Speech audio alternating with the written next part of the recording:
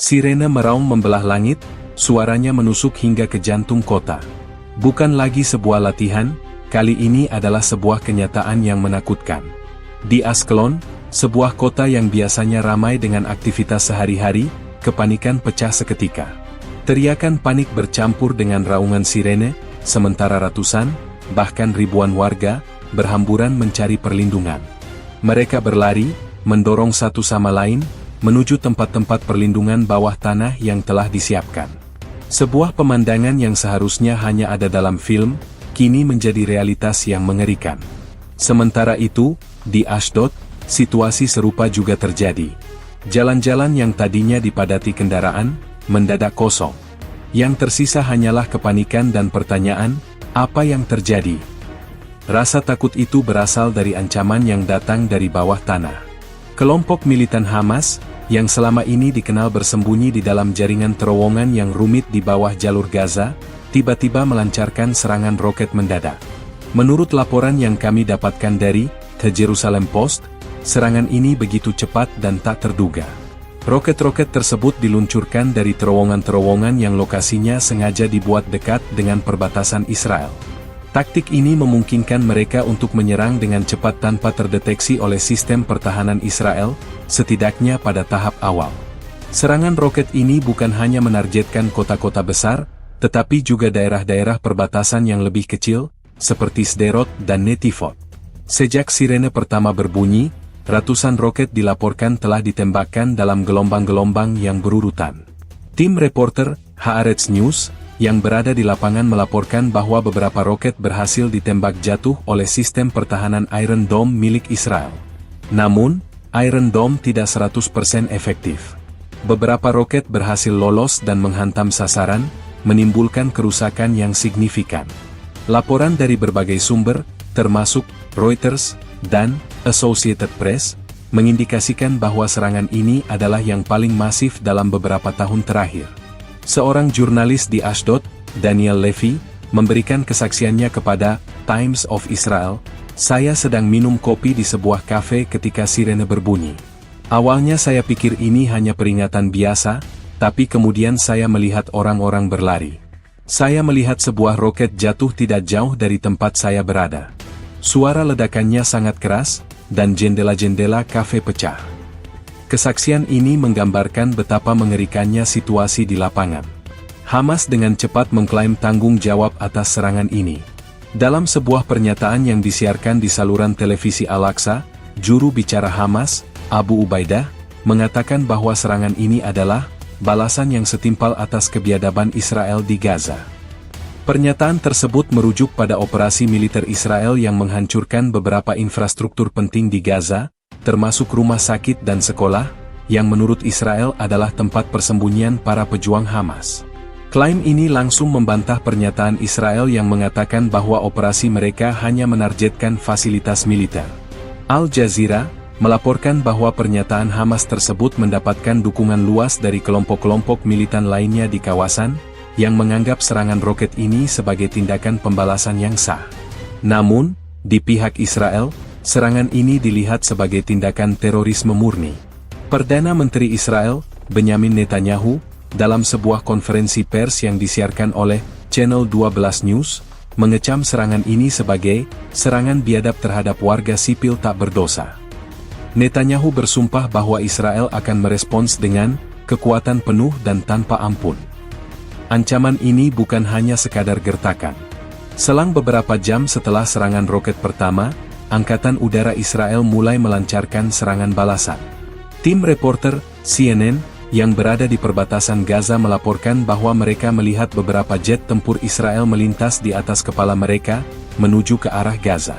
Suara ledakan terdengar dari kejauhan, mengindikasikan bahwa serangan balasan sudah dimulai. Operasi ini dinamakan Operation Shield of the Sky oleh militer Israel.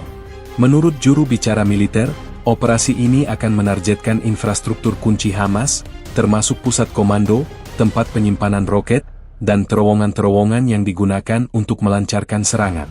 Peristiwa ini telah membuat dunia khawatir. Sekretaris Jenderal PBB, Antonio Guterres, mengeluarkan pernyataan yang menyerukan kedua belah pihak untuk menahan diri. Namun, Seruan tersebut tampaknya tidak akan mengubah situasi. Ketegangan di kawasan itu telah mencapai titik didih. Serangan mendadak dari Hamas telah memicu respons yang tidak kalah mematikannya dari Israel, dan ini hanya permulaan dari sebuah konflik yang berpotensi membesar. Warga di kedua belah pihak kini hidup dalam ketakutan, tidak tahu apa yang akan terjadi selanjutnya. Masa depan tampak suram dan penuh ketidakpastian, diselimuti oleh asap dan debu dari ledakan yang tiada henti. Sehari yang seharusnya berjalan seperti biasa di jalur Gaza, tiba-tiba berubah menjadi awal dari sebuah mimpi buruk. Ketegangan yang selama ini membayangi wilayah tersebut, meledak menjadi sebuah serangan yang terkoordinasi dengan matang. Di sebuah terowongan yang tersembunyi jauh di bawah tanah, di dekat perbatasan yang memisahkan Gaza dari Israel, puluhan pejuang Hamas beraksi. Mereka bukan sekadar bersiap, tetapi sudah dalam posisi untuk meluncurkan serangan roket yang telah direncanakan secara rahasia. Pergerakan mereka begitu sunyi, tak terendus oleh sistem pengawasan canggih Israel, hingga roket-roket pertama meluncur ke langit. Serangan mendadak ini, yang oleh The Guardian digambarkan sebagai serangan yang mengejutkan dan tidak terduga, menjadi pemicu dari sebuah spiral kekerasan yang tak terhindarkan. Menurut analisis dari The New York Times, serangan roket ini adalah hasil dari perencanaan matang yang memanfaatkan jaringan terowongan bawah tanah Hamas. Terowongan-terowongan ini bukan hanya digunakan untuk penyelundupan atau persembunyian, melainkan juga berfungsi sebagai landasan peluncuran roket yang sulit dideteksi. Tim jurnalis investigasi dari Washington Post, yang melakukan riset mendalam di perbatasan, menemukan bahwa beberapa terowongan memiliki landasan peluncuran portabel, yang memungkinkan mereka untuk meluncurkan roket dari berbagai titik di sepanjang perbatasan. Hal ini menjelaskan mengapa serangan roket dapat terjadi secara simultan di beberapa lokasi. Ketika roket-roket pertama diluncurkan, target yang dipilih tidak sembarangan. Askelon dan Ashdod, dua kota besar di Israel Selatan, menjadi sasaran utama. Pemilihan target ini menunjukkan sebuah tujuan yang jelas, menyebabkan kekacauan maksimal dan menekan Israel. Di Askelon, sebuah kota pelabuhan yang ramai, roket-roket menghantam area perumahan, melukai beberapa warga sipil dan merusak infrastruktur. Jurnalis lokal dari Yet News, yang berada di lokasi melaporkan bahwa suasana di sana mirip dengan zona perang. Mobil-mobil terbakar, bangunan rusak, dan puing-puing berserakan di mana-mana. Sementara itu, di Ashdod, sebuah roket menghantam pusat perbelanjaan, menyebabkan kepanikan massal dan melukai belasan orang. Pihak keamanan Israel awalnya kebingungan. Sistem peringatan mereka, meskipun canggih, tidak mampu mendeteksi peluncuran roket yang datang dari terowongan bawah tanah. Juru bicara militer Israel, Avichai Adrai, dalam wawancaranya dengan Sky News Arabic, mengakui bahwa serangan ini menggunakan metode baru yang membuat kami lengah. Ia menambahkan bahwa militer sedang dalam proses mempelajari taktik baru musuh. Pengakuan ini menunjukkan betapa efektifnya taktik kejutan yang digunakan oleh Hamas. Namun, kejutan itu tidak berlangsung lama. Dalam hitungan menit setelah roket pertama mendarat, Iron Dome Israel mulai beroperasi. Puluhan roket dicegat di udara, menciptakan pemandangan yang menakjubkan bagi para saksi mata. Sebuah rekaman video amatir yang diunggah di platform X oleh Reuters, memperlihatkan serangkaian ledakan di langit, di mana roket-roket pencegat Iron Dome bertabrakan dengan roket-roket Hamas, menghancurkannya sebelum mencapai sasaran. Meskipun Iron Dome sangat efektif, ada beberapa roket yang berhasil menembus pertahanan, menyebabkan kerusakan dan korban jiwa. Serangan roket ini memicu respons yang tidak terhindarkan dari Israel. Perdana Menteri Benyamin Netanyahu, dalam sebuah siaran televisi, berjanji untuk menghancurkan infrastruktur teror Hamas. Ia menegaskan bahwa Israel tidak akan mentolerir serangan biadab terhadap warganya. Di sisi lain, juru bicara Hamas, dalam wawancaranya dengan Al Jazeera, menyebut serangan ini sebagai awal dari kebangkitan. Ia mengklaim bahwa perlawanan akan terus berlanjut sampai Zionis keluar dari tanah kami. Analisis dari Foreign Policy menunjukkan bahwa serangan ini adalah sebuah game changer.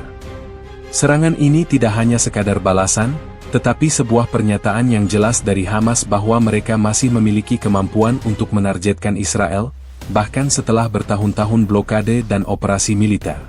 Mereka menunjukkan bahwa meskipun di bawah tekanan, mereka mampu beradaptasi dan menemukan cara-cara baru untuk menyerang musuh mereka. Hal ini membuat situasi di kawasan tersebut semakin tidak stabil. Dunia kini menahan napas, menunggu respons penuh dari Israel, yang diprediksi akan jauh lebih keras dan menghancurkan.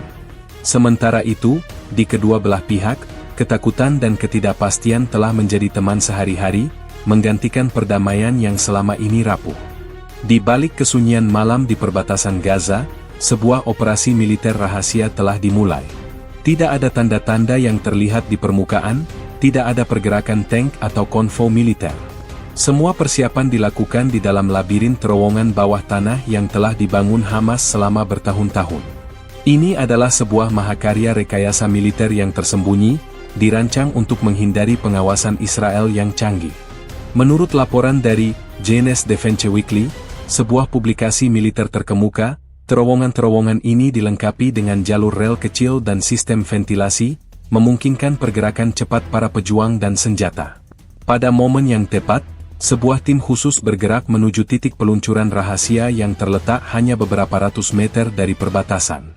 Dengan perintah dari pusat komando, yang diyakini berada di suatu tempat di Han Younis, puluhan roket disiapkan. Berbeda dengan peluncur roket tradisional yang mudah terlihat dari udara, roket-roket ini diluncurkan dari dalam terowongan, melalui lubang-lubang kecil yang terbuka secara otomatis di permukaan. Teknik ini, yang oleh seorang analis militer dari Stratford, disebut sebagai serangan dari perut bumi, memungkinkan Hamas untuk mencapai elemen kejutan yang luar biasa. Roket-roket tersebut meluncur dengan cepat, suaranya yang melengking memecah keheningan malam dan menjadi pertanda buruk bagi kota-kota Israel di dekatnya. Target pertama yang dihujani roket adalah Askelon, sebuah kota dengan populasi sekitar 140.000 jiwa. Menurut kesaksian yang dikumpulkan oleh The Associated Press, serangan dimulai pada pukul 3 pagi. Mayoritas warga sedang terlelap, sehingga sirene peringatan yang berbunyi tiba-tiba menjadi sangat mengejutkan. Saya terbangun karena suara sirene, dan beberapa detik kemudian saya mendengar ledakan keras, kata seorang warga Askelon, Rachel Cohen, kepada reporter Channel 13 News. Kami hanya punya waktu beberapa detik untuk berlari ke ruang perlindungan. Itu adalah teror yang nyata. Roket-roket menghantam beberapa area perumahan, merusak apartemen, dan memecahkan jendela-jendela. Pihak layanan darurat Magen David Adom melaporkan adanya puluhan korban luka-luka, sebagian besar akibat serpihan dan puing-puing bangunan. Tidak lama setelah Askelon, gelombang serangan berikutnya menargetkan Ashdod. Kota pelabuhan ini adalah target strategis bagi Hamas, karena merupakan salah satu pusat ekonomi penting bagi Israel. Jurnalis dari Reuters, yang berada di Ashdod melaporkan bahwa setidaknya 10 roket mendarat di berbagai titik di kota tersebut. Salah satu roket menghantam sebuah gudang logistik, menyebabkan kebakaran besar yang memerlukan waktu berjam-jam untuk dipadamkan. Kami melihat api membubung tinggi ke langit. Asap tebal menutupi seluruh area, kata seorang petugas pemadam kebakaran kepada The Jerusalem Post. Serangan ini tidak hanya menimbulkan kerugian material yang besar, tetapi juga menyebabkan kekacauan sosial. Ratusan orang, termasuk keluarga dengan anak-anak kecil, terlihat panik berlarian di jalanan, mencari tempat berlindung. Serangan ini juga menargetkan kota-kota yang lebih kecil di sekitar perbatasan Gaza, termasuk Sderot dan Netivot. Sderot, yang dikenal sebagai kota perlindungan, karena banyak memiliki bunker umum, juga tidak luput dari serangan. Meskipun sebagian besar roket berhasil dicegat oleh Iron Dome, beberapa di antaranya berhasil lolos. Juru bicara militer Israel, dalam sebuah konferensi pers yang disiarkan oleh Israel Hayom, menyatakan bahwa ini adalah serangan yang paling intens yang pernah kami alami dari terowongan. Hamas telah meningkatkan kemampuan mereka secara signifikan. Pernyataan ini menunjukkan kekhawatiran yang mendalam di kalangan petinggi militer Israel. Laporan dari intelijen Israel, yang bocor kepada Haaretz News, mengindikasikan bahwa serangan ini telah direncanakan selama berbulan-bulan. Sumber anonim dari intelijen tersebut mengatakan bahwa Hamas telah mengimpor suku cadang roket dan bahan peledak secara rahasia melalui terowongan, menghindari deteksi dari radar dan satelit Israel. Operasi ini menunjukkan bahwa Hamas memiliki jaringan logistik yang kuat dan terorganisir, yang sulit untuk ditembus. Serangan roket mendadak ini, yang dimulai dari perut bumi di Gaza, tidak hanya menyebabkan kerusakan fisik dan korban jiwa, tetapi juga melukai psikis warga Israel. Rasa aman yang selama ini mereka rasakan, kini tergantikan oleh rasa takut dan ketidakpastian. Di kedua belah pihak, kekerasan telah kembali menjadi kenyataan sehari-hari, dan jalan menuju perdamaian terlihat semakin jauh. Dunia kini menyaksikan dengan cemas, menunggu respons Israel yang pasti akan datang dengan kekuatan yang lebih besar dan lebih mematikan. Suara sirene adalah sebuah alarm yang sudah sangat dikenal bagi setiap warga Israel, namun tidak pernah ada yang benar-benar terbiasa dengan ketakutan yang dibawanya. Pada hari yang nahas itu, suara yang biasanya menandakan latihan rutin, kini menjadi tanda bahaya yang sangat nyata. Di Ashdod, kepanikan pecah dalam sekejap. Menurut kesaksian seorang pemilik toko, Times of Israel, melaporkan, "Saya sedang menghitung uang di kasir saat sirene berbunyi. Saya tidak perlu berpikir dua kali. Saya langsung berteriak kepada pelanggan saya, masuk ke dalam bunker, sekarang juga." Warga yang tadinya santai berbelanja, langsung berhamburan. Mereka tidak mempedulikan barang belanjaan atau dompet yang tertinggal, satu-satunya tujuan adalah menyelamatkan diri. Kepanikan ini bukan tanpa alasan. Hanya beberapa detik setelah sirene berbunyi, dentuman keras terdengar di kejauhan. Sebuah roket telah menembus sistem pertahanan Iron Dome dan mendarat di area perumahan. Pemandangan itu terekam oleh kamera pengawas dan viral di media sosial, menunjukkan puing-puing bertebaran dan mobil yang terbakar. Laporan dari Haaretz News mengonfirmasi bahwa setidaknya 2 roket berhasil mendarat di Ashdod, melukai beberapa orang dan menyebabkan kerusakan signifikan pada properti. Respons warga di Askelon juga sama intensnya. Kota ini, yang lebih dekat dengan perbatasan Gaza, telah memiliki pengalaman pahit dengan serangan roket. Oleh karena itu, persiapan mereka lebih matang. Meskipun demikian, elemen kejutan dari serangan kali ini membuat banyak orang lengah. Jurnalis The Jerusalem Post, yang berada di Askelon, menyaksikan bagaimana anak-anak sekolah yang sedang dalam perjalanan pulang, langsung diarahkan oleh guru mereka untuk bersembunyi di bawah meja atau di dalam gedung terdekat. Banyak warga yang mengandalkan tempat perlindungan umum, seperti bunker yang dibangun oleh pemerintah di bawah taman dan bangunan publik. Yet News melaporkan bahwa ratusan orang memenuhi bunker-bunker ini. Di dalam, suasana tegang terasa nyata. Beberapa orang berdoa, sebagian lainnya memeluk erat anak-anak mereka, dan yang lain hanya diam membisu, mendengarkan berita dari radio. "Ini adalah teror yang paling menakutkan," kata seorang ibu muda kepada reporter Channel 12 News. "Kami tidak tahu berapa lama ini akan berlangsung atau apakah kami akan selamat."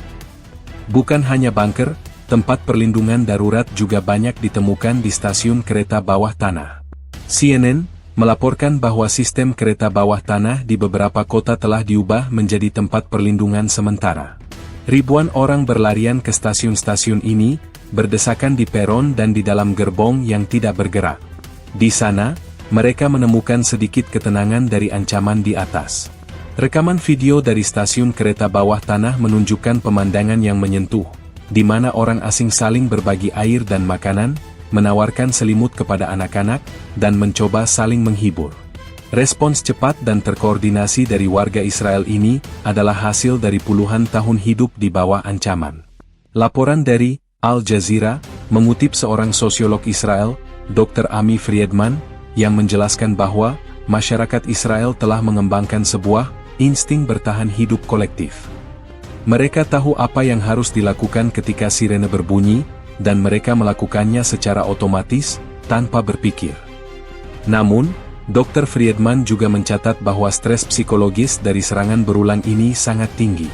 Ketakutan ini akan meninggalkan bekas yang mendalam pada mental warga, terutama anak-anak, tambahnya. Meskipun dalam keadaan panik, warga Israel juga menunjukkan solidaritas yang luar biasa. Relawan dari organisasi seperti Zaka dan Magen David Adom langsung bergerak, membantu para korban, dan memberikan pertolongan pertama di lokasi kejadian. Restoran-restoran dan toko-toko di Ashdod dan Askelon membuka pintu mereka, menawarkan tempat berlindung dan makanan gratis kepada siapapun yang membutuhkan. Solidaritas ini mencerminkan semangat, kolaborasi dan kebersamaan yang kuat di tengah krisis. Namun, di balik solidaritas itu, tersimpan kemarahan yang mendalam. Warga Israel menuntut tindakan tegas dari pemerintah mereka. Melalui siaran berita dan media sosial, mereka menyuarakan kekecewaan atas kegagalan intelijen Israel dalam mendeteksi serangan ini. Seorang warga Ashkelon, David Levi, mengatakan dalam wawancara dengan Reuters bahwa kami membayar pajak agar pemerintah bisa melindungi kami, dan mereka gagal. Tuntutan ini menambah tekanan pada pemerintah untuk merespons dengan keras, yang pada akhirnya memicu serangan balasan yang lebih besar. Situasi di Israel terus memburuk, di mana ketakutan dan kepanikan warga hanya sebatas permukaan dari konflik yang jauh lebih dalam. Meskipun masyarakat telah menunjukkan ketangguhan, dampak psikologis dari kekerasan yang terus berlanjut ini akan terasa selama bertahun-tahun mendatang. Di bawah sirene yang meraung, hidup mereka telah berubah, di mana ketenangan hanya menjadi sebuah kenangan yang jauh. Di tengah suara ledakan roket yang memekakan telinga dan sirene yang terus meraung di Israel, sebuah pesan jelas dan provokatif dikirimkan dari jantung jalur Gaza. Melalui stasiun televisi Al-Aqsa, yang dikelola oleh Hamas, seorang juru bicara berwajah tegar, Abu Ubaidah, muncul di layar. Dalam pernyataan yang telah direkam dan disiarkan ke seluruh dunia Arab, ia dengan lantang mengklaim bahwa serangan roket mendadak ini adalah balasan atas penghancuran Gaza. Suaranya yang tegas bergema, memberikan pembenaran ideologis atas serangan yang telah menewaskan dan melukai puluhan orang di seberang perbatasan. Ini adalah tindakan yang sah dari perlawanan kami, katanya, sebagai respons terhadap kebrutalan Zionis yang terus-menerus menghancurkan tanah kami, merenggut nyawa anak-anak dan wanita, dan menghancurkan rumah-rumah kami. Klaim ini langsung menjadi headline utama di berbagai media internasional. Al Jazeera, yang memiliki koresponden di Gaza, melaporkan bahwa pernyataan Abu Ubaidah ini mendapat sambutan meriah dari para pendukung Hamas di seluruh wilayah. Di jalan-jalan Gaza yang hancur, warga terlihat mengibarkan bendera Hamas dan meneriakkan slogan-slogan anti-Israel, seolah-olah serangan ini adalah sebuah kemenangan moral. Pemandangan ini kontras dengan kondisi fisik mereka yang menderita, tetapi secara psikologis, serangan ini memberikan mereka rasa kebanggaan dan harapan. Motivasi Hamas, seperti yang diungkapkan Abu Ubaidah, sangatlah kompleks dan berakar dari sejarah konflik panjang di kawasan itu. Menurut analisis mendalam dari The Middle East Eye, serangan roket ini adalah respons langsung terhadap operasi militer Israel yang terjadi beberapa minggu sebelumnya. Dalam operasi tersebut, militer Israel menargetkan apa yang mereka sebut sebagai infrastruktur teror di Gaza. Namun, bagi warga Gaza, operasi itu adalah penghancuran massal yang menargetkan fasilitas sipil. Human Rights Watch melaporkan bahwa dalam operasi tersebut, sebuah menara apartemen di Gaza, yang menurut Israel digunakan sebagai pusat komando Hamas, hancur total. Laporan itu juga mencatat bahwa beberapa sekolah dan klinik medis juga terkena dampak, meskipun Israel bersikeras bahwa mereka hanya menargetkan fasilitas militer yang menyamar. Hamas melihat serangan ini sebagai pembalasan yang adil dan setimpal. Mereka mengklaim bahwa tujuan mereka adalah untuk mengirimkan pesan yang kuat kepada Israel bahwa tidak ada tempat yang aman bagi Zionis, selama rakyat kami terus hidup dalam ketakutan dan penderitaan. Pesan ini tidak hanya ditujukan untuk Israel, tetapi juga untuk dunia internasional, yang dianggap Hamas telah berdiam diri di hadapan kejahatan Israel. Dalam sebuah wawancara eksklusif dengan Reuters, seorang pejabat senior Hamas yang berbicara dengan syarat anonim mengatakan, "Kami sudah lelah dengan pernyataan-pernyataan kosong dari komunitas internasional. Mereka hanya berbicara, tapi tidak pernah bertindak. Kami akan bertindak sendiri." Di balik klaim tersebut, ada juga tujuan strategis yang lebih dalam. Menurut analisis militer dari The Times of Israel, Hamas juga ingin menunjukkan kepada dunia bahwa mereka masih memiliki kemampuan operasional yang signifikan, meskipun berada di bawah blokade ketat. Serangan roket mendadak dari terowongan adalah sebuah demonstrasi kekuatan yang luar biasa. Ini membuktikan bahwa meskipun Israel telah menginvestasikan miliaran dolar dalam sistem pertahanan mereka, Hamas masih bisa menemukan celah dan melancarkan serangan yang mematikan. Pernyataan Abu Ubaidah juga berfungsi sebagai sebuah seruan perlawanan. Ia tidak hanya berbicara kepada warga Gaza, tetapi juga kepada rakyat Palestina di tepi barat dan Yerusalem. Bangkitlah, serunya, dan tunjukkan kepada musuh bahwa kita tidak akan pernah menyerah. Kata-katanya, meskipun dianggap sebagai hasutan teror oleh Israel, di mata banyak orang Palestina, adalah sebuah seruan untuk kebebasan. BBC News melaporkan bahwa setelah pernyataan itu, terjadi beberapa bentrokan kecil antara warga Palestina dan pasukan Israel di beberapa pos pemeriksaan di tepi barat. Namun, di balik narasi perlawanan ini, ada juga kritik dari dalam Palestina. Beberapa faksi Palestina lainnya, termasuk Fatah, menganggap serangan roket ini sebagai tindakan yang gegabah yang hanya akan memicu serangan balasan Israel yang lebih besar dan merugikan warga sipil. Sebuah artikel opini di Palestine Chronicle menyebutkan bahwa Hamas mempertaruhkan nyawa rakyat kami untuk tujuan politiknya sendiri. Kritik ini menunjukkan perpecahan yang dalam di antara faksi-faksi Palestina. Meskipun demikian, bagi Hamas, serangan ini adalah sebuah langkah yang sukses. Mereka berhasil menarik perhatian dunia, mengirimkan pesan yang kuat kepada musuh dan sekutu, dan yang paling penting, membangkitkan semangat para pendukung mereka. Namun, di sisi lain, serangan ini juga memastikan bahwa kekerasan akan terus berlanjut, membawa lebih banyak penderitaan bagi rakyat di kedua belah pihak. Di bawah slogan-slogan perjuangan, kenyataan pahit dari konflik ini tetap menjadi sebuah spiral tanpa akhir. Ketika roket-roket Hamas masih menghujam wilayah Israel, sebuah keputusan penting dan mendesak telah diambil di ruang komando militer Israel. Perdana Menteri Benyamin Netanyahu, bersama para petinggi pasukan pertahanan Israel, IDF, segera mengaktifkan protokol badai api, sebuah rencana kontingensi untuk serangan balasan skala penuh. Menurut laporan eksklusif dari Times of Israel, keputusan ini dibuat hanya dalam hitungan menit setelah roket pertama mendarat di Askelon. Tidak ada keraguan.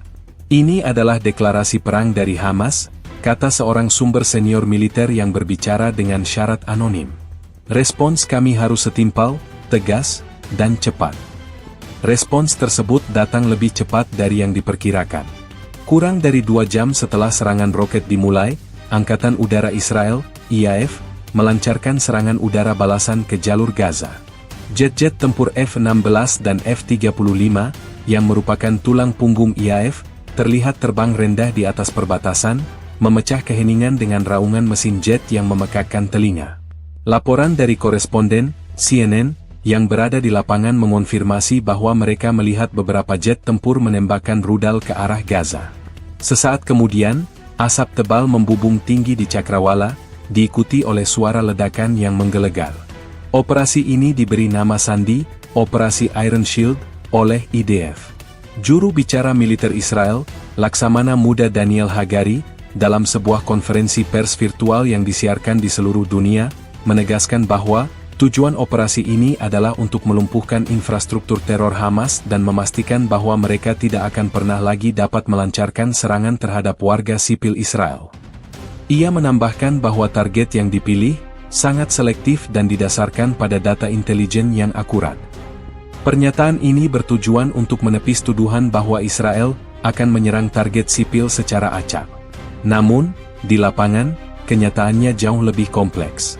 Menurut laporan dari Al Jazeera, serangan udara Israel sangat intens dan masif. Drone pengintai Israel, UAV, beroperasi di atas Gaza untuk mengidentifikasi target, sementara jet tempur dan helikopter serang melancarkan rudal. Salah satu target utama adalah pusat komando Hamas yang tersembunyi. Menurut intelijen Israel yang bocor kepada The Jerusalem Post, pusat-pusat komando ini seringkali berada di bawah atau di samping bangunan sipil, seperti sekolah atau rumah sakit. Ini adalah taktik yang sering dikritik oleh organisasi hak asasi manusia, yang menuduh Hamas menggunakan perisai manusia. Namun, Israel bersikeras bahwa mereka memiliki hak untuk menyerang target militer, dimanapun mereka berada. Serangan balasan ini bukan hanya ditujukan untuk menghancurkan infrastruktur Hamas, tetapi juga untuk mengirimkan pesan yang jelas. Analis militer dari Foreign Affairs, berpendapat bahwa Israel ingin menunjukkan kekuatan dan tekadnya. Israel tidak akan membiarkan serangan seperti ini terjadi tanpa balasan yang signifikan, kata sang analis. Mereka ingin memulihkan kekuatan pencegahan mereka, yang mungkin telah terkikis. Serangan ini adalah sebuah peringatan bagi Hamas dan kelompok militan lainnya di kawasan itu bahwa setiap serangan terhadap Israel akan dibalas dengan kekuatan yang lebih besar. Laporan dari Reuters mencatat bahwa militer Israel juga menggunakan amunisi berpemandu presisi, yang memungkinkan mereka untuk menargetkan sasaran dengan akurasi tinggi. Kami menggunakan bom yang bisa diarahkan ke jendela tertentu dari sebuah bangunan, kata seorang pejabat militer Israel kepada reporter. Ini adalah bagian dari upaya Israel untuk meminimalkan korban sipil, meskipun kenyataannya, di daerah padat penduduk seperti Gaza, korban sipil hampir tidak dapat dihindari. Sebagai bagian dari operasi Iron Shield, IDF juga mengerahkan unit-unit pasukan khusus ke perbatasan untuk mengamankan wilayah dan mencegah infiltrasi lebih lanjut. Ratusan tentara cadangan juga dipanggil untuk bersiap siaga. Laporan dari Associated Press menunjukkan pergerakan besar-besaran pasukan dan peralatan militer menuju perbatasan Gaza, mengindikasikan bahwa Israel sedang mempersiapkan kemungkinan invasi darat. Di sisi lain, respons cepat Israel ini juga menuai kecaman dari beberapa pihak.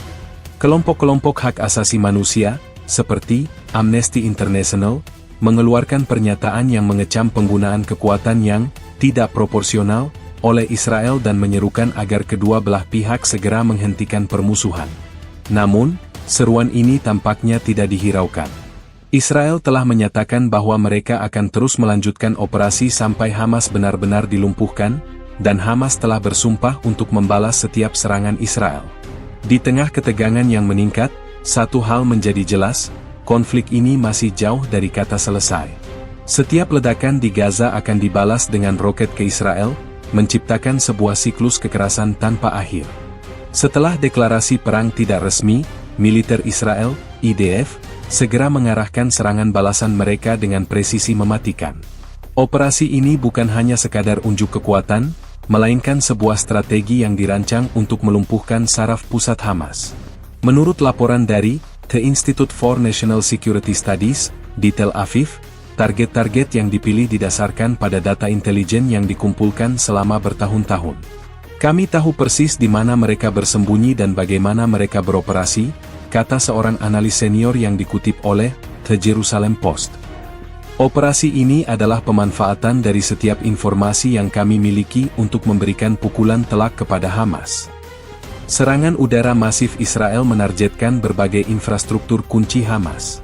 Salah satu target utama adalah pusat komando dan kontrol yang diyakini berada di bawah sebuah rumah sakit besar di Gaza. Militer Israel mengklaim bahwa Hamas sering menggunakan fasilitas sipil sebagai perisai, dan mereka telah mengumpulkan bukti fotografis dan intelijen komunikasi untuk membenarkan serangan ini. Kami telah mengeluarkan peringatan berulang kali agar warga sipil menjauhi area ini, kata juru bicara IDF, Laksamana Muda Daniel Hagari, dalam sebuah briefing yang disiarkan oleh Channel 12 News. Namun, kelompok hak asasi manusia, seperti Amnesty International, segera mengkritik serangan ini sebagai kejahatan perang yang potensial, dengan alasan bahwa menargetkan fasilitas sipil adalah pelanggaran hukum internasional. Selain pusat komando, militer Israel juga menargetkan fasilitas produksi dan penyimpanan roket. Menurut intelijen Israel yang bocor kepada The New York Times, Hamas memiliki jaringan bengkel rahasia di seluruh Gaza, di mana para insinyur mereka merakit roket dari bahan-bahan yang diselundupkan. Serangan udara Israel menghancurkan beberapa dari fasilitas ini, menyebabkan ledakan sekunder yang kuat, yang menunjukkan bahwa bahan peledak dalam jumlah besar telah disimpan di sana. Sebuah video yang diunggah oleh IDF di akun resmi mereka memperlihatkan sebuah gudang besar meledak menjadi bola api raksasa setelah dihantam oleh rudal presisi. Ini adalah pukulan yang signifikan terhadap kemampuan mereka untuk melanjutkan serangan, kata Hagari. Namun, di antara semua target, yang paling penting adalah jaringan terowongan yang digunakan Hamas untuk meluncurkan serangan roket. Terowongan-terowongan ini adalah jantung dari strategi Hamas, memungkinkan mereka untuk bersembunyi dan menyerang tanpa terdeteksi. Militer Israel menggunakan teknologi khusus yang disebut Iron Tunnel, untuk mendeteksi dan menghancurkan terowongan ini. Menurut laporan dari Defense News, teknologi ini menggunakan sensor seismik dan drone kecil untuk memetakan jaringan terowongan bawah tanah. Setelah terdeteksi, rudal berpemandu presisi ditembakkan untuk menyebabkan keruntuhan di dalamnya. Salah satu target terpenting adalah terowongan yang digunakan untuk melancarkan serangan roket mendadak. Menurut laporan dari The Wall Street Journal, militer Israel telah menemukan dan menghancurkan beberapa pintu masuk terowongan ini di dekat perbatasan. Kami tahu persis dari mana roket-roket itu berasal, kata seorang perwira intelijen Israel yang diwawancarai. Kami akan memastikan bahwa mereka tidak akan bisa menggunakannya lagi. Serangan ini juga menargetkan infrastruktur komunikasi dan finansial Hamas. Militer Israel menghancurkan menara komunikasi dan ban yang diduga digunakan oleh Hamas untuk mengelola dana operasional mereka. Analis militer dari Reuters berpendapat bahwa tujuan Israel bukan hanya untuk melumpuhkan kemampuan militer Hamas, tetapi juga untuk melumpuhkan kemampuan mereka untuk membiayai operasi mereka. Di tengah-tengah serangan ini, warga Gaza terperangkap dalam kepanikan. Suara ledakan tak henti-hentinya bergema di seluruh jalur Gaza, dan langit dipenuhi asap. Menurut laporan dari Associated Press, banyak warga yang berusaha melarikan diri dari daerah yang menjadi sasaran, menciptakan kekacauan di jalanan. Kami tidak tahu harus pergi kemana, kata seorang warga Gaza kepada reporter. Israel mengatakan mereka menargetkan Hamas, tapi kami melihat rumah-rumah dan bangunan sipil yang hancur. Meskipun Israel bersikeras bahwa mereka hanya menargetkan infrastruktur teror, kenyataan di lapangan menunjukkan bahwa korban sipil tidak dapat dihindari. Laporan awal dari Kementerian Kesehatan Gaza, yang dikelola Hamas, menyebutkan puluhan korban jiwa, termasuk anak-anak dan wanita. Angka ini kemungkinan besar akan terus meningkat seiring berjalannya waktu. Respons Israel yang masif ini adalah sebuah pesan yang jelas bagi Hamas dan dunia internasional. Namun, dampaknya adalah penderitaan yang tak terhitung bagi warga sipil di kedua belah pihak. Di tengah reruntuhan, ketegangan semakin memuncak, dan jalan menuju perdamaian terlihat semakin jauh. Di jantung kota Gaza, berdiri sebuah bangunan yang lebih dari sekadar struktur beton dan baja. Menara Al-Mushitaha, sebuah gedung apartemen modern 12 lantai, telah lama dianggap sebagai simbol kemajuan dan juga kekuasaan Hamas. Dengan fasad kaca yang berkilauan dan pemandangan luas ke Mediterania, menara ini menjadi tempat tinggal bagi keluarga-keluarga kaya, kantor-kantor media, dan juga, menurut intelijen Israel, markas komando tersembunyi untuk pergerakan militer Hamas. Pada hari yang nahas itu, menara ini menjadi target utama dari serangan udara Israel, sebuah peristiwa yang terekam dalam video dan segera menjadi viral, memicu kemarahan di seluruh dunia. Menurut laporan dari The Times of Israel, intelijen militer Israel telah memantau menara Al-Mushitaha selama berbulan-bulan. Mereka mengklaim bahwa lantai-lantai atas digunakan sebagai pusat komando operasional Hamas, tempat para pemimpin militan berkumpul untuk merencanakan serangan. Laporan dari sumber anonim di intelijen Israel, yang dikutip oleh The New York Times, menyebutkan bahwa mereka pikir mereka aman di tengah-tengah warga sipil. Mereka menggunakan keluarga-keluarga ini sebagai perisai manusia. Oleh karena itu, bagi Israel, menara ini bukan hanya sebuah bangunan sipil, melainkan sebuah target militer yang sah. Sebelum serangan, pasukan pertahanan Israel, IDF, mengklaim telah mengeluarkan peringatan. Mereka menelepon beberapa penghuni menara dan mengirimkan knock on the roof, rudal peringatan berdaya ledak rendah yang menghantam atap menara untuk memberikan waktu kepada warga sipil untuk mengungsi. Prosedur ini, yang sering digunakan oleh Israel, bertujuan untuk meminimalkan korban sipil. Reuters melaporkan bahwa dalam hitungan menit, warga panik berlarian menuruni tangga, membawa anak-anak dan barang-barang berharga yang bisa mereka bawa. Mereka berkumpul di jalanan, menyaksikan dengan ngeri ketika jet tempur Israel berputar-putar di atas kepala mereka. Pada saat yang telah ditentukan, sebuah jet tempur Israel F-16 meluncurkan rudal berpemandu presisi. Rudal itu menembus langit malam yang gelap dan menghantam menara dengan kekuatan luar biasa. Ledakan pertama diikuti oleh serangkaian ledakan sekunder yang lebih kecil, yang diduga berasal dari gudang amunisi yang tersembunyi di dalam gedung. Menara yang tadinya tegak berdiri, mulai runtuh, lantai demi lantai, seperti kartu domino yang berjatuhan. Dalam hitungan detik, simbol kemewahan dan kekuasaan Hamas berubah menjadi tumpukan puing-puing dan debu. Pemandangan ini terekam dalam video yang diambil oleh seorang jurnalis lepas dari Associated Press, yang kebetulan berada di dekatnya. Video tersebut menunjukkan bangunan yang runtuh dalam kobaran api dan kepulan asap hitam pekat. Suara teriakan dan tangisan warga yang baru saja melarikan diri terdengar jelas. Jurnalis ini melaporkan bahwa, ini adalah salah satu pemandangan paling mengerikan yang pernah saya lihat. Saya melihat seluruh hidup orang-orang hilang dalam sekejap. Reaksi atas penghancuran Menara Al-Mushitaha sangatlah cepat dan terpolarisasi. Di Israel, tindakan ini dianggap sebagai sebuah keberhasilan besar. Perdana Menteri Benyamin Netanyahu memuji IDF karena menghancurkan pusat komando musuh yang bersembunyi di balik warga sipil tak berdosa. Juru bicara IDF, dalam sebuah konferensi pers yang disiarkan di Channel 13 News, menegaskan bahwa, kami telah berhasil melumpuhkan salah satu pusat operasi terpenting Hamas. Ini adalah pukulan telak bagi mereka. Namun, di dunia internasional, tindakan ini dikecam. Al Jazeera, yang memiliki kantor di salah satu lantai menara tersebut, mengutuk serangan itu sebagai serangan biadab terhadap jurnalis dan warga sipil. Mereka menayangkan wawancara dengan para koresponden mereka yang selamat, yang menceritakan pengalaman mengerikan mereka.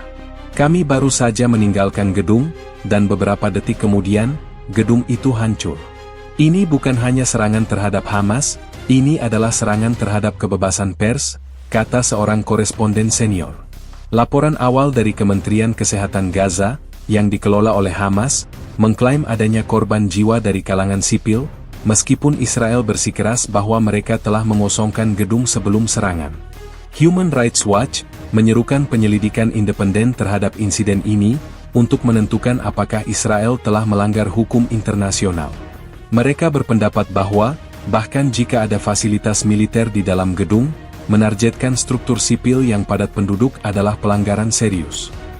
Di tengah tumpukan puing, penghancuran Menara Al-Mushitaha menjadi sebuah simbol. Bagi Israel, itu adalah simbol tekad mereka untuk menghancurkan Hamas. Bagi Hamas, itu adalah simbol penderitaan rakyat Palestina dan bukti dari kejahatan perang Israel. Namun, di balik semua narasi politik ini, ada sebuah kenyataan yang pahit. Kehancuran sebuah menara telah membawa trauma yang tak terhapuskan bagi mereka yang tinggal di dalamnya dan telah memperdalam jurang pemisah antara kedua belah pihak. Di bawah puing-puing, harapan untuk perdamaian terkubur semakin dalam.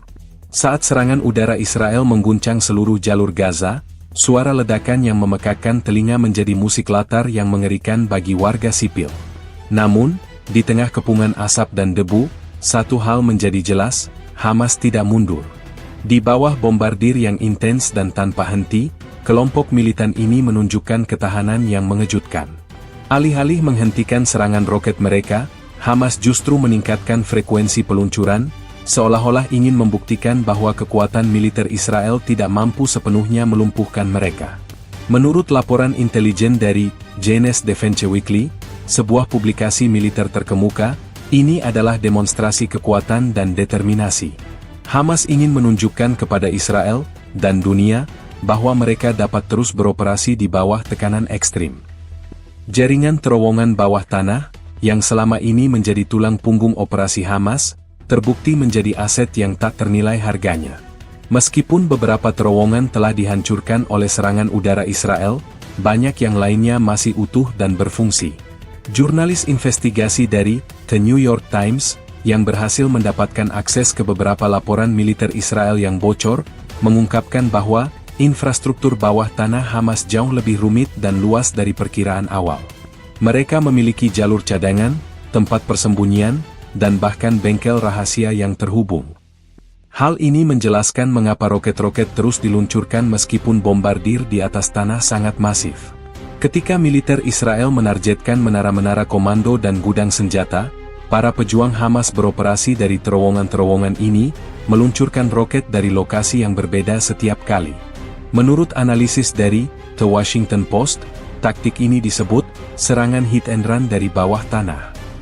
Mereka akan muncul dari lubang-lubang kecil di permukaan, meluncurkan roket, dan kemudian kembali bersembunyi di dalam terowongan sebelum pesawat tempur Israel bisa merespons. Ini membuat mereka sangat sulit untuk dilacak dan dihancurkan, kata seorang pensiunan jenderal Israel kepada Haaretz News. Kami bisa menghancurkan bangunan di atas tanah, tetapi kami tidak bisa melihat apa yang terjadi di bawahnya. Di media sosial dan saluran-saluran propaganda mereka, Hamas dengan bangga menampilkan rekaman video yang menunjukkan pejuang mereka meluncurkan roket-roket baru. Video-video ini, yang disiarkan di stasiun televisi Al-Aqsa, bertujuan untuk membangkitkan semangat para pendukung mereka dan mengirimkan pesan kepada Israel bahwa perlawanan tidak akan pernah padam. Juru bicara Hamas, Abu Ubaidah, dalam sebuah pernyataan audio yang dirilis kepada Al Jazeera, bersumpah bahwa setiap tetes darah yang tumpah di Gaza akan dibalas dengan roket ke Tel Aviv. Meskipun serangan roket Hamas sebagian besar menargetkan kota-kota di perbatasan, ancaman untuk menyerang Tel Aviv menunjukkan bahwa mereka memiliki roket dengan jangkauan yang lebih jauh dan tidak ragu untuk menggunakannya. Data dari militer Israel yang disiarkan oleh Channel 12 News menunjukkan bahwa dalam waktu 24 jam pertama setelah serangan balasan Israel dimulai, lebih dari 500 roket telah diluncurkan dari jalur Gaza. Angka ini luar biasa, menunjukkan bahwa Hamas memiliki persediaan roket yang sangat besar, jauh melebihi perkiraan intelijen Israel. Roket-roket ini, meskipun sebagian besar dicegat oleh sistem pertahanan Iron Dome, masih berhasil menimbulkan kerusakan dan korban jiwa, menjaga ketakutan tetap hidup di hati warga Israel. Taktik ini menempatkan Israel dalam dilema yang sulit. Di satu sisi, mereka harus menanggapi setiap serangan roket dengan kekuatan penuh untuk melindungi warganya. Di sisi lain, setiap serangan balasan berisiko menyebabkan korban sipil yang tidak disengaja di Gaza, yang pada gilirannya akan memicu kecaman internasional dan memberikan pembenaran moral bagi Hamas untuk melanjutkan serangan mereka. Analis politik dari Foreign Policy berpendapat bahwa ini adalah sebuah perang gesekan. Hamas tidak perlu menang secara militer. Mereka hanya perlu bertahan dan terus menyerang. Setiap roket yang mereka luncurkan adalah sebuah pernyataan politik. Sementara itu, warga Gaza yang tak berdaya terjebak di tengah-tengah konflik ini. Mereka bersembunyi di rumah-rumah yang bobrok, mendengarkan ledakan di atas kepala mereka, dan menunggu dengan cemas apa yang akan terjadi selanjutnya. Sebuah laporan dari Associated Press menceritakan kisah sebuah keluarga yang bersembunyi di sebuah apartemen kecil. Kami hanya bisa berdoa, kata seorang ibu kepada reporter. Kami mendengar roket kami, Hamas, diluncurkan, dan kemudian kami tahu serangan balasan, Israel, akan datang. Kami terjebak di antara dua kekuatan yang tidak peduli dengan kami. Ketahanan Hamas di bawah bombardir menunjukkan kompleksitas dan kekerasan dari konflik ini. Meskipun Israel memiliki keunggulan teknologi dan militer yang luar biasa, Hamas telah membuktikan bahwa mereka memiliki kemampuan untuk beradaptasi, bertahan, dan terus melawan. Konflik ini bukanlah tentang siapa yang memiliki senjata terbaik, tetapi tentang siapa yang memiliki tekad yang paling kuat, dan dalam hal ini, baik Israel maupun Hamas tidak menunjukkan tanda-tanda untuk menyerah. Ketika langit Gaza dipenuhi dengan gemuruh jet tempur Israel dan cahaya dari rudal yang meledak, kehidupan di darat berubah menjadi sebuah perjuangan yang tragis. Serangan udara balasan Israel, yang diklaim menargetkan infrastruktur Hamas, telah mengubah sebagian besar wilayah Gaza menjadi tumpukan puing. Menurut laporan awal dari United Nations Office for the Coordination of Humanitarian Affairs, OCHA, setidaknya 200 bangunan telah hancur total dan lebih dari 1.000 bangunan rusak parah. Dampak dari kehancuran ini tidak hanya terbatas pada bangunan, melainkan juga pada jiwa-jiwa yang tinggal di dalamnya. Di lingkungan Sheikh Radwan, yang dulunya merupakan kawasan padat penduduk dengan toko-toko yang ramai, kini hanya tersisa tumpukan beton dan baja yang bengkok. Laporan dari koresponden Associated Press di lapangan menggambarkan pemandangan yang memilukan. Saya melihat sebuah keluarga berdiri di atas tumpukan reruntuhan rumah mereka, tulis sang koresponden. Seorang ayah mencoba mencari foto keluarga di antara puing-puing, sementara anak-anaknya hanya bisa menatap kosong ke arah yang dulunya adalah kamar tidur mereka. Serangan udara Israel tidak hanya menghancurkan rumah-rumah, tetapi juga fasilitas publik. Sebuah rumah sakit di Deir al-Balah, yang menampung puluhan pasien, mengalami kerusakan parah akibat ledakan di dekatnya. Juru bicara rumah sakit kepada Al Jazeera mengatakan bahwa kami terpaksa memindahkan pasien ke koridor yang lebih aman karena khawatir atap akan runtuh. Meskipun Israel mengklaim bahwa mereka menargetkan terowongan di bawah rumah sakit, kenyataannya adalah pasien dan tenaga medis terperangkap dalam teror yang nyata. Dampak dari kehancuran ini adalah gelombang pengungsian massal. Ratusan keluarga terpaksa meninggalkan rumah mereka, membawa sedikit barang yang mereka miliki. Mereka mencari perlindungan di sekolah-sekolah yang dikelola oleh PBB, yang diubah menjadi tempat penampungan darurat. Menurut data dari UNRWA, United Nations Relief and Works Agency, lebih dari 50.000 orang telah mencari perlindungan di 50 sekolah yang berbeda. Di tempat penampungan, kondisi sangat buruk. Listrik sering padam, air bersih terbatas, dan ruang sangat sempit. Seorang ibu muda, yang mengungsi dengan 3 anaknya, mengatakan kepada The Guardian, "Kami tidur di lantai. Anak-anak saya takut. Mereka tidak berhenti menangis setiap kali mendengar suara ledakan." Di luar dampak fisik, ada juga luka-luka yang tidak terlihat. Anak-anak yang menjadi saksi mata dari kehancuran ini akan menderita trauma psikologis jangka panjang. Laporan dari UNICEF memperingatkan bahwa kekerasan yang terus berlanjut ini akan meninggalkan bekas yang tak terhapuskan pada generasi muda Gaza. Mereka akan tumbuh dengan ketakutan dan kecemasan yang dapat memengaruhi perkembangan mental mereka. Para psikolog di Gaza, dalam sebuah wawancara dengan Reuters, mengatakan bahwa mereka telah kewalahan. "Kami mencoba memberikan konseling, tetapi bagaimana kami bisa membuat anak-anak merasa aman, ketika bahkan kami sendiri tidak tahu kapan bom akan jatuh?" tanya seorang psikolog. Ekonomi Gaza, yang sudah rapuh akibat blokade selama bertahun-tahun, kini semakin hancur. Banyak bisnis yang hancur atau terpaksa tutup.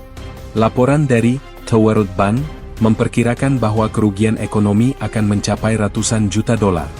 Banyak warga yang kehilangan pekerjaan dan sumber penghasilan mereka, membuat mereka sepenuhnya bergantung pada bantuan kemanusiaan. "Kami kehilangan segalanya," kata seorang nelayan yang perahunya hancur dalam serangan. "Bagaimana kami akan memberi makan keluarga kami sekarang?"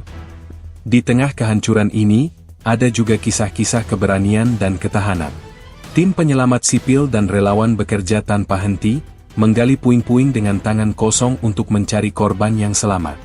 Laporan dari The New York Times menyoroti kisah seorang relawan muda yang berhasil menyelamatkan seorang anak laki-laki dari bawah reruntuhan rumahnya.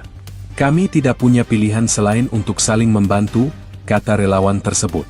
"Ini adalah rumah kami, dan kami tidak akan meninggalkannya." Namun, di balik semua kisah keberanian ini, kenyataannya tetap suram.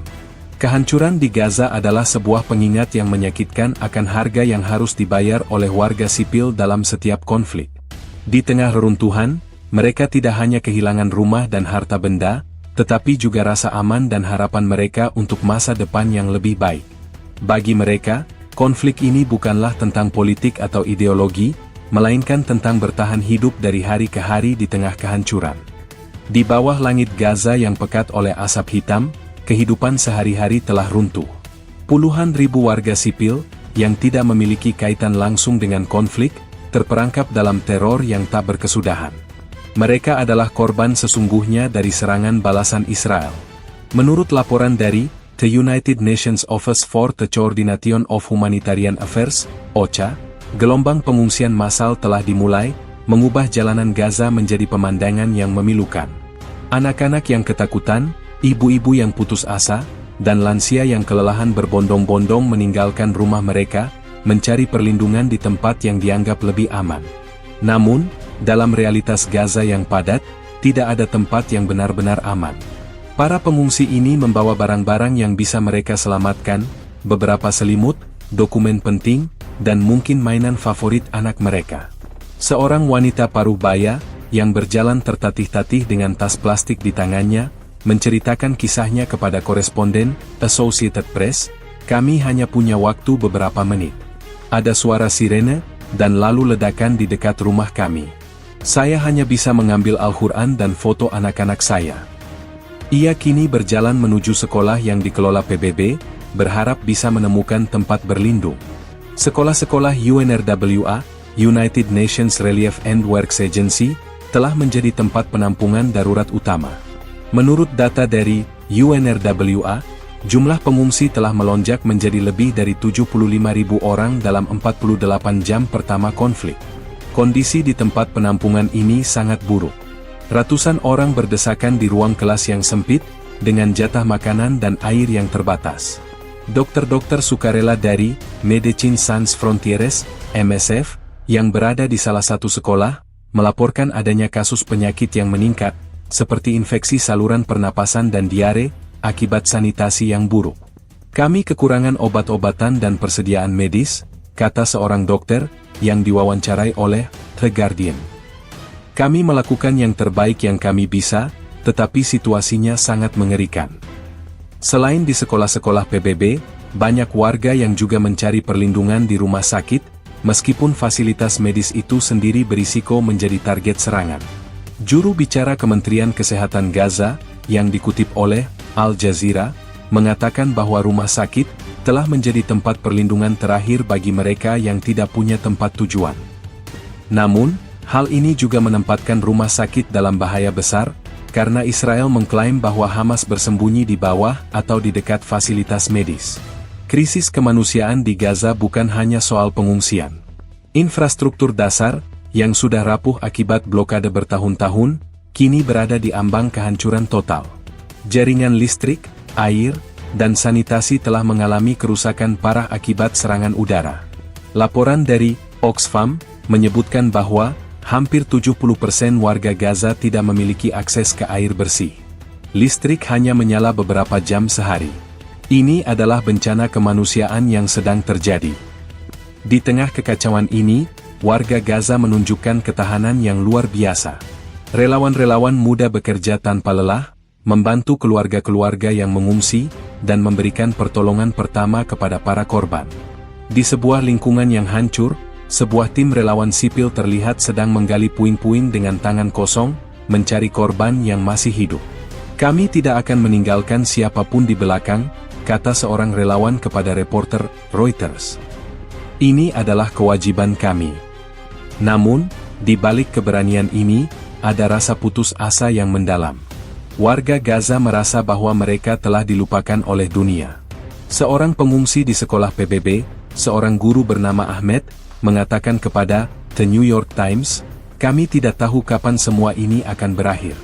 Kami tidak tahu apakah kami akan punya rumah lagi. Kami hanya bisa menunggu. Kami adalah tahanan di rumah kami sendiri." Situasi ini semakin diperburuk oleh ketidakpastian politik. Tidak ada tanda-tanda gencatan senjata, dan kedua belah pihak bersikeras untuk melanjutkan serangan. Warga Gaza, yang terjebak di antara dua kekuatan yang bertarung, tahu bahwa penderitaan mereka akan terus berlanjut. Mereka kehilangan rumah, kehilangan mata pencaharian, dan yang paling menyakitkan, mereka kehilangan harapan. Di bawah reruntuhan dan di dalam tempat penampungan yang penuh sesak, mereka hanya bisa berdoa agar kekerasan ini segera berakhir. Di tengah pusaran konflik yang terus memanas, setiap ledakan membawa serta beban duka dan kehilangan yang tak terhitung. Kabar tentang korban jiwa dan kerugian materi menjadi cerita yang paling memilukan dari konflik ini. Angka-angka ini tidak hanya sekadar statistik, mereka mewakili nyawa-nyawa yang hilang, keluarga yang hancur, dan impian yang terkubur. Menurut laporan awal dari Reuters, yang mengumpulkan data dari berbagai sumber, termasuk otoritas kesehatan di Gaza dan layanan darurat di Israel, jumlah korban terus meningkat setiap jam. Di sisi Palestina, Kementerian Kesehatan Gaza, yang dikelola oleh Hamas, melaporkan bahwa jumlah korban tewas telah mencapai lebih dari 200 orang, termasuk 60 anak-anak dan 40 wanita. Angka ini kemungkinan besar akan terus bertambah, karena tim penyelamat masih berupaya menggali puing-puing untuk mencari korban yang selamat. Al Jazeera menayangkan laporan langsung dari sebuah rumah sakit di Gaza, di mana ruang gawat darurat dipenuhi oleh korban luka-luka, banyak di antaranya dalam kondisi kritis. "Kami kebanjiran pasien," kata seorang dokter yang kelelahan kepada reporter. Banyak dari mereka adalah anak-anak dengan luka bakar dan patah tulang akibat serangan udara. Kami kekurangan tempat tidur dan peralatan medis. Korban jiwa di Gaza bukan hanya akibat serangan udara langsung. Tim penyelamat sipil, yang dikutip oleh Associated Press, melaporkan bahwa banyak korban terjebak di bawah reruntuhan dan meninggal karena tidak bisa dievakuasi tepat waktu. Cerita-cerita tentang tragedi individu mulai bermunculan. Sebuah laporan dari The Guardian menceritakan kisah sebuah keluarga yang seluruhnya tewas ketika rumah mereka hancur dalam serangan udara. Tetangga mereka mengatakan bahwa keluarga itu adalah keluarga biasa, yang tidak memiliki kaitan dengan Hamas. Mereka adalah orang-orang yang baik. Mereka hanya ingin hidup damai, kata sang tetangga sambil terisak. Di sisi Israel, korban jiwa juga berjatuhan, meskipun dalam jumlah yang lebih kecil. Layanan darurat Magen David Adom melaporkan bahwa setidaknya 15 warga Israel tewas dan lebih dari 200 orang luka-luka akibat serangan roket. Kerusakan material juga sangat signifikan. Di Askelon dan Ashdod, puluhan rumah dan bangunan komersial hancur total. Laporan dari The Jerusalem Post menunjukkan foto-foto mobil-mobil yang terbakar, jendela-jendela yang pecah, dan puing-puing yang berserakan di jalanan. Ini adalah kekacauan. Kami kehilangan segalanya, kata seorang warga Askelon yang rumahnya hancur. Ini adalah harga yang harus kami bayar. Kerugian ekonomi juga sangat besar. Analis dari The World Bank memperkirakan bahwa kerugian gabungan di kedua belah pihak bisa mencapai miliaran dolar. Di Gaza, sektor ekonomi yang sudah tercekik oleh blokade, kini nyaris lumpuh. Infrastruktur penting seperti pabrik, toko, dan pertanian telah hancur. Di Israel, meskipun ekonomi mereka jauh lebih kuat, kerugian yang disebabkan oleh kerusakan properti dan gangguan bisnis juga signifikan. Juru bicara Kementerian Keuangan Israel, yang diwawancarai oleh Yet News, mengatakan bahwa kami akan memerlukan waktu yang lama untuk pulih dari kerusakan ini. Dampak psikologis dari konflik ini juga tidak bisa diabaikan. Para psikolog di Israel melaporkan peningkatan tajam dalam kasus kecemasan dan sindrom pasca trauma, PTSD, di kalangan anak-anak dan orang dewasa. Di Gaza, situasinya bahkan lebih buruk.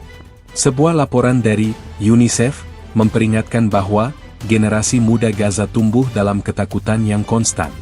Ini akan memiliki konsekuensi jangka panjang bagi kesehatan mental mereka. Di tengah semua duka dan kerugian ini, kecaman internasional mulai meningkat. Sekretaris Jenderal PBB, Antonio Guterres, mengeluarkan pernyataan yang mengutuk penggunaan kekuatan yang tidak proporsional oleh Israel dan serangan roket tanpa pandang bulu oleh Hamas. Ia menyerukan agar kedua belah pihak segera mengakhiri permusuhan dan kembali ke meja perundingan. Namun, seruan ini tampaknya jatuh ke telinga yang tuli. Kedua belah pihak bersikeras bahwa mereka bertindak untuk membela diri dan bahwa mereka tidak akan mundur sampai tujuan mereka tercapai. Angka-angka tentang korban dan kerugian terus berdetak, seperti jam kematian. Mereka adalah pengingat yang menyakitkan bahwa konflik ini bukan hanya tentang politik atau ideologi, tetapi tentang penderitaan manusia. Di setiap sisi perbatasan, ada keluarga yang berduka, rumah yang hancur, dan masa depan yang tidak pasti. Dalam konflik ini, tidak ada pemenang, yang ada hanyalah korban yang tak terhitung jumlahnya.